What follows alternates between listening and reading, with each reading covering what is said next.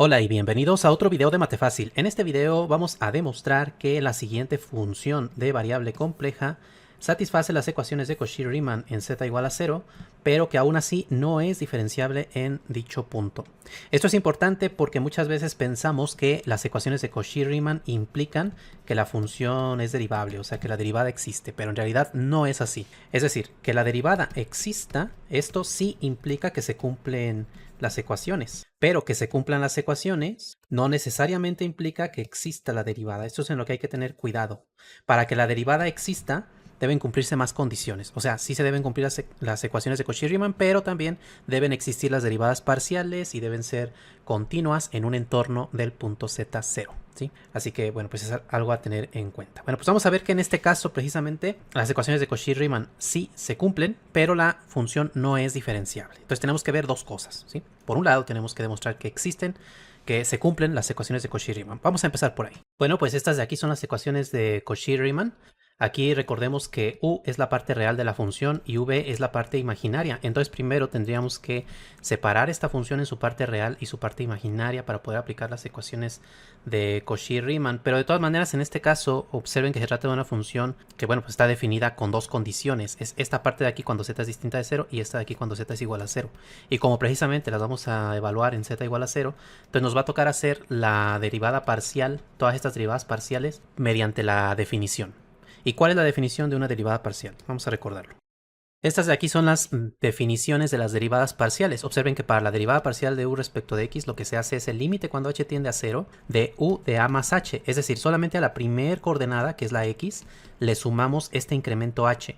La segunda coordenada queda sin cambios. Y luego le restamos la función evaluada directamente en el punto a, b y dividimos entre h. Vean que pues es como la definición de la derivada de una variable, solo que el incremento se realiza solamente sobre la primer componente. Por eso es la derivada parcial respecto de x. Y entonces, ¿cómo es la derivada parcial respecto de y?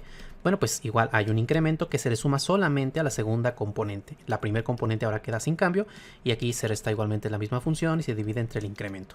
Aquí yo estoy usando como letra la letra k, pero podría igualmente ponerle h o incluso podría haberle puesto delta y. ¿Sí? Realmente la variable que escojamos es lo de menos. Bueno, pues vamos a aplicar estas definiciones para calcular las derivadas parciales de u respecto de x y respecto de y. Vamos a empezar con la derivada respecto de x y como es en el 0, 0, bueno, pues tanto a como b valen 0, entonces simplemente sustituimos en la definición. Nos queda de este modo, u en 0 más h, 0, menos u en 0, 0. Claro, 0 más h es lo mismo que h, entonces aquí podemos poner directamente h. Pero ahora para poder evaluar este límite vamos a necesitar, bueno, pues calcular acá la parte real y la parte imaginaria de la función. Esta de aquí, e a la menos 1 sobre z cuarta. Bueno, eso ya lo hice en un video anterior. Sí, ahí lo hice paso a paso. Les voy a dejar el enlace en la descripción si quieren ver cómo se separan la parte real y la imaginaria. Simplemente es poner z igual a x más y por y, desarrollar el binomio a la cuarta y usar la fórmula de Euler, ¿sí? Y ya con eso lo tienen. Esta de aquí es la parte real de la función, la cual la obtuvimos en el video anterior. De nuevo les menciono, el enlace lo pueden encontrar en la descripción. Entonces tenemos que evaluar este límite usando esta función que se ve bastante engorrosa, pero se nos va a simplificar bastante porque en este caso vean que para empezar vamos a hacer que y sea 0. Así que todo lo que tenga y se nos va a eliminar. Por ejemplo, en este caso este término tiene y, este también.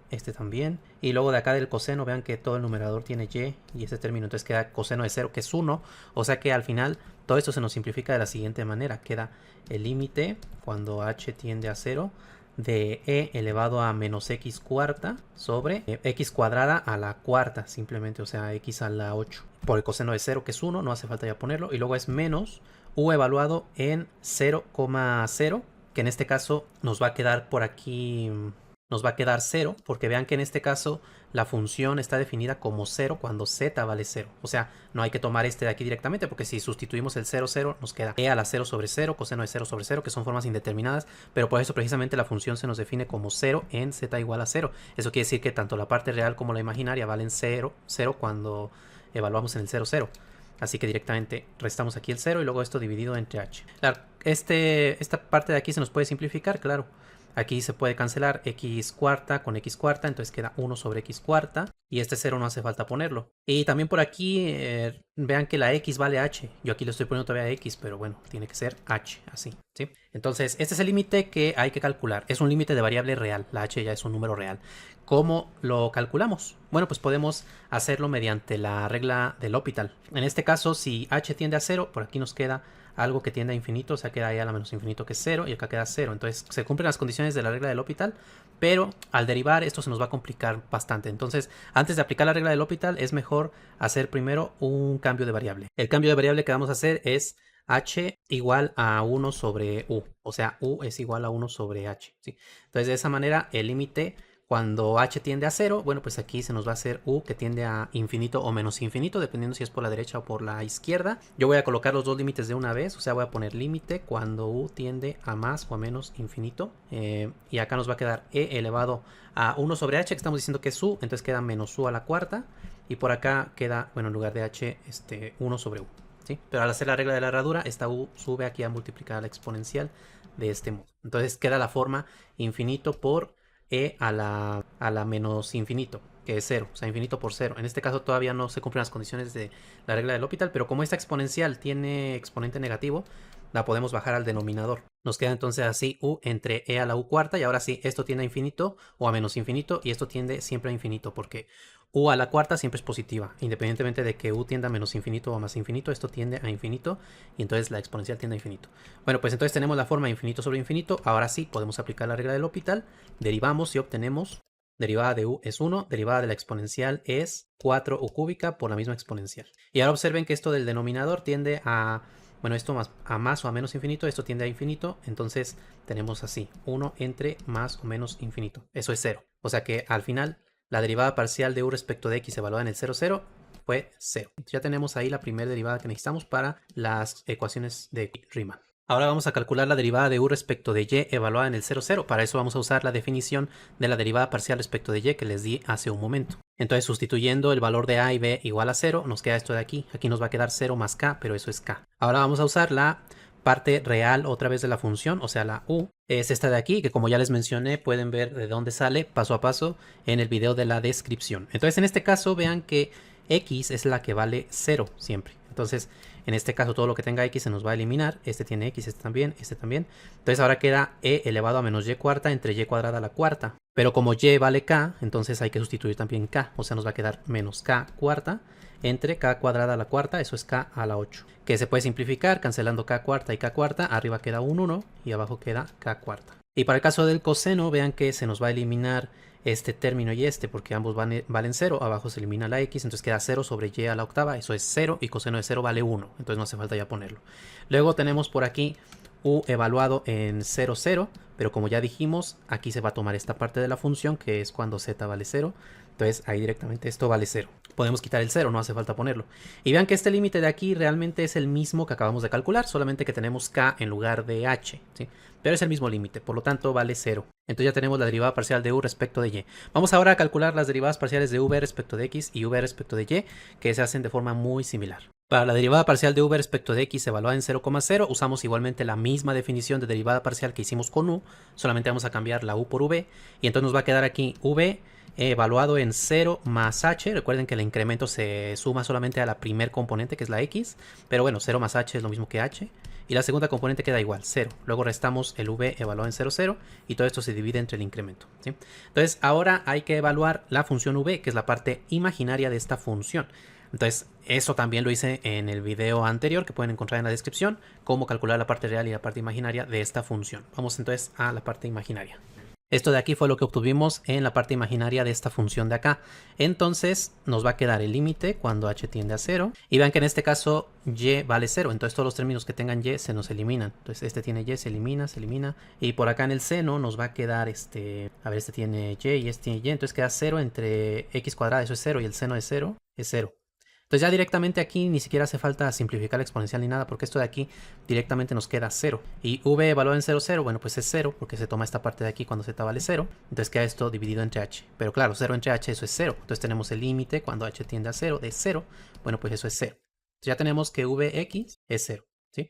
Y bueno, a partir de aquí también podemos ver vy más o menos, porque en el caso de vy lo que va a valer 0 es la y, o sea aquí nos va a quedar el límite cuando h tiende a 0, pero, a ver, aquí mismo lo puedo hacer, va a quedar 0,k, le voy a poner k, queda este límite de aquí. Ahora x es la que vale 0, entonces quitamos todo lo que tenga x. Y vean que de nuevo aquí va a quedar el seno de 0, que es 0, entonces se nos vuelve a hacer aquí 0 menos 0, entre k, y eso es 0. Entonces VY vale 0 también. Entonces vean que todas las derivadas parciales son 0, por lo tanto las ecuaciones de Cauchy-Riemann sí se cumplen porque son de la forma 0 igual a 0 y 0 igual a 0. Entonces ya con eso hemos terminado la primera parte del ejercicio. Verificar que se satisfacen las ecuaciones de Cauchy-Riemann en z igual a 0. Pero ahora vamos a verificar que la función no es diferenciable en z igual a 0. Para demostrar que la función no es diferenciable hay que usar la definición. Recordemos que la función va a ser diferenciable si existe este límite de aquí. Por lo tanto, si demostramos que este límite no existe, entonces la función no será diferenciable. En este caso, z0 es 0. Entonces nos queda el límite cuando z tiende a 0 de f de z menos f evaluado en 0 sobre z menos z0 que es 0. Y ahora hay que sustituir aquí la función. Entonces va a ser f de z, que es e a la menos 1 sobre z cuarta, menos f evaluado en 0, que es 0, entre z menos 0, eso es z. El 0 de aquí lo podemos quitar. Este límite parecería que es lo mismo que vimos antes para variable real, o sea, parecería que también va a valer 0, pero en este caso es una variable compleja. Los límites de variable compleja se comportan de forma diferente, porque en este caso tenemos que aproximarnos al 0 a través de todas las posibles trayectorias, y en todas ellas el límite debe tener el mismo valor. Entonces en este caso podemos demostrar que este límite en realidad no existe. La forma de hacerlo es aproximándonos a través de diferentes trayectorias, por ejemplo, a través del eje X, a través del eje Y y a través de la recta X igual a Y. Vamos a ver que a través del eje X el límite vale 0, que a través del eje Y el límite vale 0, pero que a través de la recta X igual a Y el límite vale más o menos infinito. Por lo tanto, no se adquiere el mismo valor y entonces el límite no existe.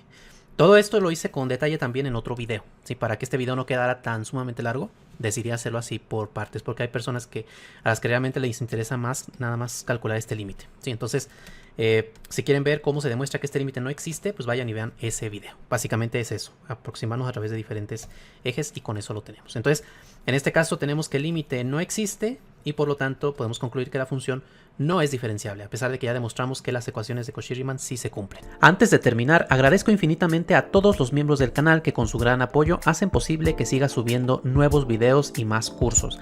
De esta manera ustedes me ayudan a contrarrestar un poquito los efectos del algoritmo de YouTube, que no siempre beneficia a los canales educativos. De verdad, muchas gracias por todo su apoyo.